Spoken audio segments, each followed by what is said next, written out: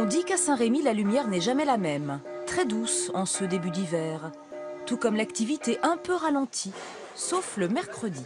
Chaque semaine, producteurs et maraîchers du coin se retrouvent ici et redonnent vie à ce gros village endormi. Sur ce marché, on vend de tout. Beaucoup de produits locaux, bien sûr, et des fruits. Beaucoup de fruits. Car ici, en Provence, durant la période de Noël, les fruits sont particulièrement choyés.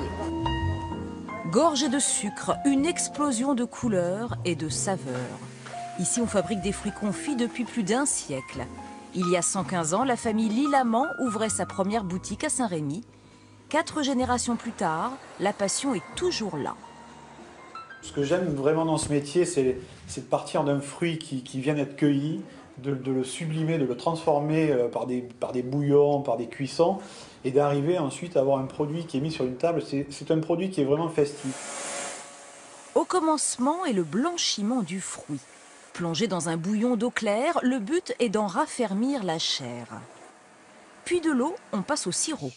Une succession de bouillons qui va permettre aux fruits de s'imprégner de sucre. Cette étape dure plusieurs semaines, car le principe du confisage est d'enlever l'eau naturelle du fruit pour la remplacer par du sucre. Dernière étape, le glaçage. L'opération du glaçage consiste à mettre une pellicule de sucre sur le fruit afin que celui-ci ne colle plus au doigt. Chaque année, 50 tonnes de fruits confits sont produits ici, avec une spécialité, le melon, un fruit au goût très délicat que Pierre Lilamant a décidé d'utiliser autrement il y a 5 ans.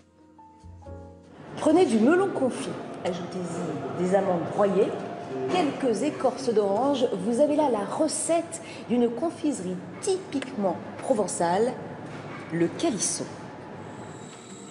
Voici le délicieux mélange, une pâte qui peu à peu devient onctueuse et délicatement parfumée. Le processus est simple, quelques machines, mais aussi un vrai savoir-faire. En quelques années, la production de calisson a été multipliée par 2.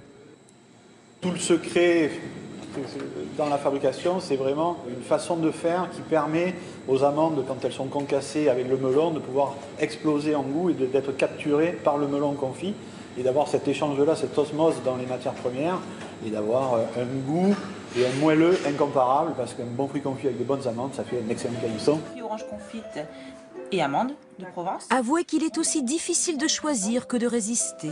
Prenez donc votre temps. Fruits confits et calissons se savourent d'abord avec les yeux, avant de se déguster vraiment.